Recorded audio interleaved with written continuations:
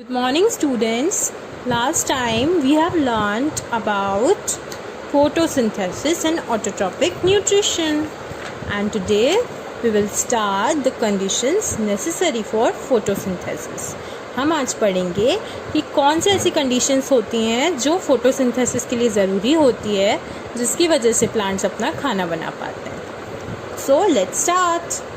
हमारा आज का टॉपिक है the conditions necessary for the photosynthesis. Green plants need certain conditions for photosynthesis. If these conditions are not met, photosynthesis cannot take place. They are as follows. क्या लिखा है यहाँ पे? जो ग्रीन प्लांट्स होते हैं, जिनकी ग्रीन लीव्स होती हैं, उनको फोटोसिंथेसिस की ज़रूरत होती है. तो फोटोसिंथेसिस करने के लिए भी उन्हें किसी ऐसी कंडीशन की ज़रूरत होती है जिसकी वजह से ही फोटोसिंथेसिस हो पाता है. और अगर वो कंडीशंस नहीं होंगी तो फोटोसिंथेसिस भी नहीं हो पाएगा. तो वो कौन कौन सी कंडीशन होती हैं ये हमें पता चलेगा. तो पहली कंडीशन है the presence of carbon dioxide. Carbon dioxide की प्रेजेंस में फोटोसिंथेसिस कैसे होता है?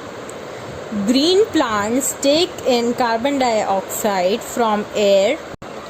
Carbon dioxide enters the leaves through tiny pores present on the lower surface of the leaves. These tiny pores are called stomata and are surrounded by guard cells which regulate their opening and closing.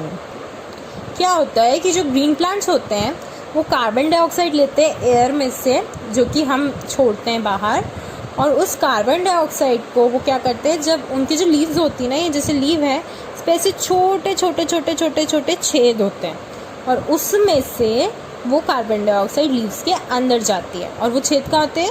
जैसे ये leave है तो leave की जो नीचे की surface होती है ना, जैसे ये मेरे हाथ की नीचे की सरफेस है, इस पे वो स्पोर्स होते हैं. और वो क्या करते हैं? कार्बन डाइऑक्साइड को अंदर लेते हैं.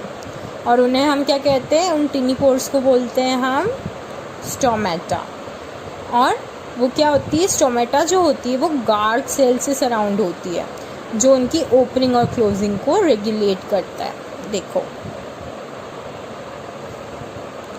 ये स्टोमेटा का पिक्चर है. ये स्टोमा यानी स्टोमेटा का प्लूरल फॉर्म.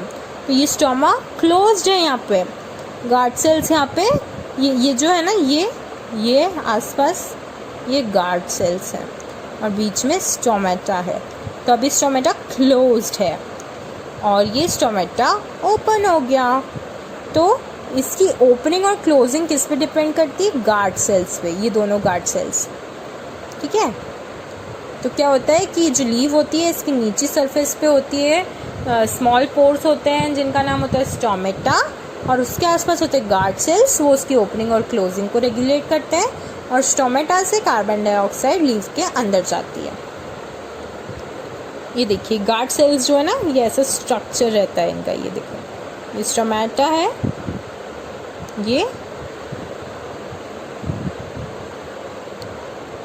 ये स्टोमेटा है, और ये गार्ड सेल्स हैं. तो ये ओपनिंग होती है, यहाँ से CO2 अंदर जाती है. आगे समझ में? ये जो ग्रीन पिगमेंट्स दिख रहे हैं ना आपको, ये छोटे छोटे से, ये इन सबको हम बोलते हैं क्लोरोफिल. क्या बोलते हैं? हम इन्हें क्लोरोफिल बोलते हैं. ओके.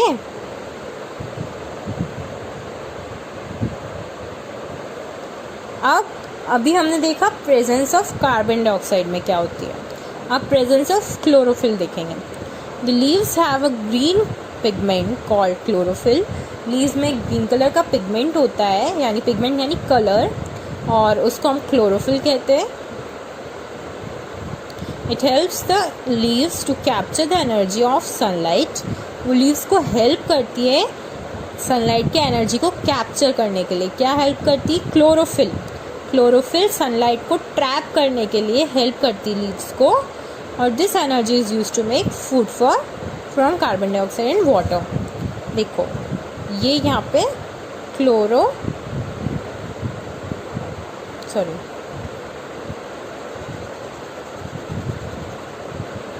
हमारे पास है क्लोरोफिल,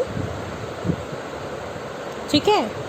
अब ये लीव्स को हेल्प करती हैं टू ट्रैप सनलाइट।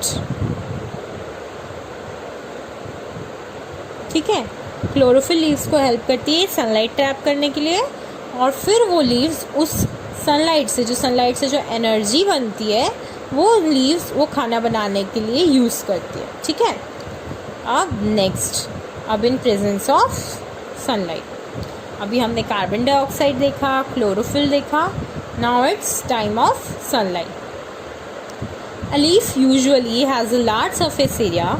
लीफ का एक बहुत लार्ज सरफेस एरिया, यानी बहुत बड़ा सरफेस एरिया होता है। जैसे ये ऐसी फ्लैट होती है ना लीफ, तो इसका सरफेस एरिया बहुत बड़ा होता है।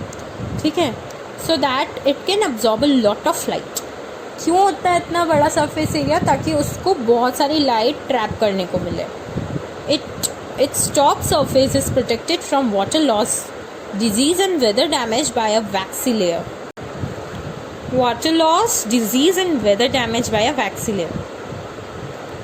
क्या होता है कि लीव्स जो होती है ना, उसके ऊपर एक वैक्सी लेयर होती है, उसको हम क्यूटिकल कहते हैं। ठीक है, वो वैक्सी लेयर होती है, और उसमें क्या होता है कि वो क्या हेल्प करती है लीफ से जो वाटर लॉस होता है ट्रांसपायरेशन के थ्रू, उसको वो रोकती है। उसके बाद कोई सी भी डिजीज़ होती है प्लांट्स की, उससे वो रोकती है। और कोई सा भी डैमेज, वेदर से जो डैमेज, अगर बहुत तेज़ पानी गिर रहा है या बहुत तेज़ ओले या वगैरह वगैरह गिर रहा है, तो वो उससे भी बचाती है लीव्स को। क्या बचाती है? Waxy layer. तो जैसे हमारा हाथ हो गई लीफ और हमारी स्किन हो गई वो वैक्सी लेयर, जो हमें हर चीज़ से प्रोटेक्ट करती है, और वो सबसे ऊपर की सरफेस पे होती है। The upper part of leaf is where the light falls. Upper part कौन सा होता है लीफ का? जहाँ पे लाइट गिरती है। जैसे हमारे हैंड का अपर पार्ट क्या हुआ, ये हम दिख रहा है ना, ये अपर पार्ट और ये लोअर पार्ट। हम सबको अपना यही साइड दिखा पाते हैं ना हाथ का, ये साइड हमारा लोअर पार्ट होता है। तो जो ऊपरी पार्ट होता है, ऊपरी हिस्सा होता है लीफ का, उसी पर लाइट गिरती है। And it contains a type of cell called a palisade sales.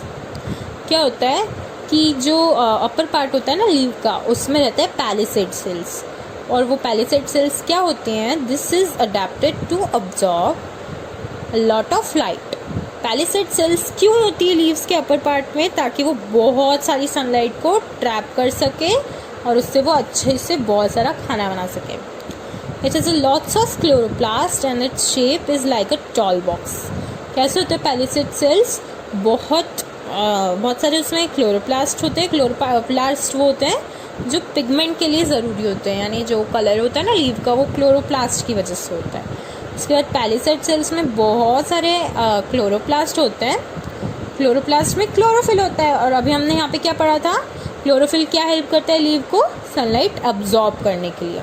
तो क्लोरोप्लास्ट में क्लोरोफिल होता है, जिसकी वजह से क्लोरोफिल कहाँ? उधर अपर पार्ट ऑफ द लीव, और जिसकी वजह से वो लीव बहुत सारी सनलाइट अब्जॉर्ब कर पाती है। और उसका शेप कैसा होता है? एक टॉल बॉक्स के जैसा, ऐसा होता है, ऐसा लंबा सा बॉक्स जैसा। ये पैलेसाइड सेल्स हो गए। Okay, photosynthesis cannot occur in absence of sunlight. That is, only those parts of leaf exposed to sunlight will show the presence of starch.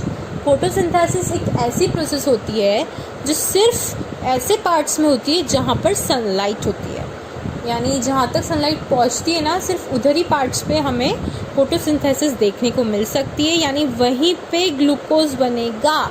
हमने लास्ट लेक्चर में पढ़ा था ना कि फोटोसिंथेसिस से ग्लूकोज का प्रोडक्शन होता है, तो वहीं पे सिर्फ जहाँ पे सनलाइट पहुँच पाएगी ना, सिर्फ वहीं पे ग्लूकोज बनेगा, बाकी कहीं पे नहीं बनेगा।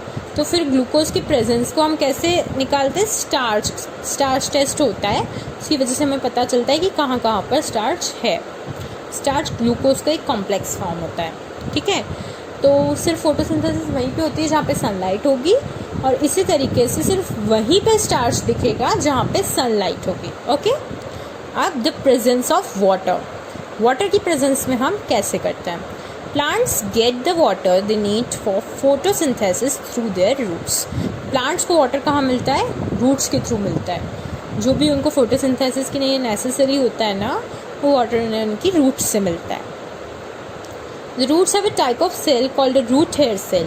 रूट में रूट हेयर सेल होती है, ये देखिए आपको दिख रही होगी यहाँ पे, रूट हेयर सेल होती है, ये रूट हेयर सेल, ठीक है। क्या करती root hair cell? This projects out from root into the soil. Roots have a big surface area and thin walls which allow water to pass into them easily. क्या होता है, roots में जो root hair cell होती है ना, वो क्या करती है, रूट्स से बाहर निकल के वाटर को अब्जॉर्ब करती है, और इसी वजह से हमें हमारे प्लांट्स को वाटर मिल पाता है, ठीक है। और रूट्स कैसी होती है? बहुत थिन वॉल्स होती है उनकी, बहुत पतली सी होती है वॉल, उसका सरफेस एरिया बहुत बड़ा होता है, इतनी बहुत लंबी होती है, बहुत पतली होती है, इस वजह से वाटर उनमें से ईजिली पास हो जाता है। Note that root cells do not contain chloroplast. Root cells में क्लोरोप्लास्ट नहीं होता है, ये चीज़ बिल्कुल ध्यान देने लायक है कि रूट सेल्स में क्लोरोप्लास्ट नहीं होता है, as they are normally in dark and cannot नॉट फोटोसिंथेसाइज। ये एक ध्यान देने वाली बात है कि रूट सेल्स में कभी भी क्लोरोप्लास्ट नहीं होता है, क्योंकि रूट सेल्स ऑलरेडी डार्क में होती है, मिट्टी के अंदर होती हैं वो, इसलिए वहाँ तक सनलाइट कभी नहीं पहुँच पाती है, और वहाँ पे फोटोसिंथेसिस भी नहीं होती है, इसीलिए वहाँ पे क्लोरोप्लास्ट भी नहीं होता है। The water absorb by the root hair the water absorbed by the root hair cells passes through the plant in xylem tubes and eventually reaches the leaves. जो वाटर होता है ना रूट हेयर सेल्स में, वो plant में एक्साइलम tubes नाम के tubes होते हैं, उसके थ्रू वो पास होता है और लीव्स तक पहुंचता है। मतलब रूट से जो वाटर मतलब आता है अंदर प्लांट के अंदर, वो जाइलम ट्यूब्स के थ्रू लीव्स तक पहुंचता है। जाइलम ट्यूब्स क्या होते हैं? जैसे हमारा नॉर्मली हमारे जो ट्यूब्स होते हैं ना, जो पाइप्स होते हैं, वैसे ही जाइलम के भी पाइप्स होते हैं, तो बहुत बहुत बहुत पतले रहते हैं और बहुत लंबा नेटवर्क रहता है। मतलब वो जो नीचे से, सोचो आप एक पेड़ है, उसको अगर हम पानी डालेंगे तो ऊपर तक उसका पानी कैसे पहुंचेगा, वो कितना लंबा होता है। तो जाइलम बंडल्स बहुत लंबे होते हैं, तो वो नीचे से लेकर ऊपर तक, जैसे मोटर से नहीं लेते हम पानी, वैसे ही काम होता है जाइलम ट्यूब्स का भी, वो नीचे से पानी लेकर ऊपर तक पहुंचाते हैं। If a plant does not absorb enough water it will wither. अब क्या होगा अगर प्लांट इनफ वाटर, यानी बहुत मतलब जितना उसको रिक्वायर्ड है उतना वाटर वो नहीं लेगा, तो वो सूख जाएगा। Without water it may also not photosynthesise quickly and it may die. अब वाटर के बिना वो फोटोसिंथेसाइज नहीं कर पाएगा और मर जाएगा। तो प्लांट्स के लिए वाटर बहुत ज़रूरी होता है। अब सिग्निफिकेंस ऑफ फोटोसिंथेसिस, सिग्निफिकेंस क्या होता है? सिग्निफिकेंस यानी इम्पोर्टेंस। फोटोसिंथेसिस क्यों ज़रूरी है? Photosynthesis is the main way through which the solar energy is made available for different living beings. Photosynthesis एक ऐसा वे है, एक ऐसा ज़रिया है जिसकी वजह से जो सोलर एनर्जी है वो बहुत से लोगों को मिलती है। अब जैसे प्लांट फोटोसिंथेसिस के थ्रू खाना बनाते हैं, तो फोटोसिंथेसिस में सनलाइट की ज़रूरत होती है। सनलाइट यानी सोलर एनर्जी। अब खाना बन गया यानी फ्रूट बन गया। अब जो फ्रूट रहेगा वो हम खाएंगे, तो हमको भी कहीं ना कहीं सोलर एनर्जी मिलेगी। तो फोटोसिंथेसिस एक अच्छा सोर्स होती है सोलर एनर्जी को अवेल करवाने का। Green plants are the main producers of food in ecosystem. मैंने आपको पहले भी बताया था कि जो ग्रीन प्लांट्स होते हैं वो सबसे ज़्यादा बड़े वाले प्रोड्यूसर, जो मेन प्रोड्यूसर होते हैं वही बनाते हैं। किसी भी इकोसिस्टम के मेन प्रोड्यूसर होते हैं green plants. All other organisms directly और indirectly depend on green plants for food. यानी जो प्रोड्यूसर होते हैं, जो खाना बनाते हैं, वो सिर्फ ग्रीन प्लांट्स होते हैं और कोई अपना खाना नहीं बनाता, और बाकी एनिमल्स उस पर इनडायरेक्टली या डायरेक्टली डिपेंड करते हैं अपने खाने के लिए। The process of photosynthesis also helps in maintaining the balance of carbon dioxide and oxygen in air. Photosynthesis की प्रोसेस में क्या होता है? कार्बन डाइऑक्साइड वो लेता है और ऑक्सीजन वो देता है। तो हमें ऑक्सीजन चाहिए, प्लांट्स को कार्बन डाइऑक्साइड चाहिए। तो ऐसे करके फोटोसिंथेसिस के थ्रू एनवायरनमेंट में ऑक्सीजन और कार्बन डाइऑक्साइड का लेवल मेंटेन रहता है। ओके, अब हमने यहाँ तक पढ़ लिया है। अब हम नेक्स्ट टॉपिक्स नेक्स्ट लेक्चर में पढ़ेंगे। तब तक आप अपने डाउट्स पूछ लीजिएगा, मुझे जो भी हो मुझे आप बता दीजिएगा। Okay, bye.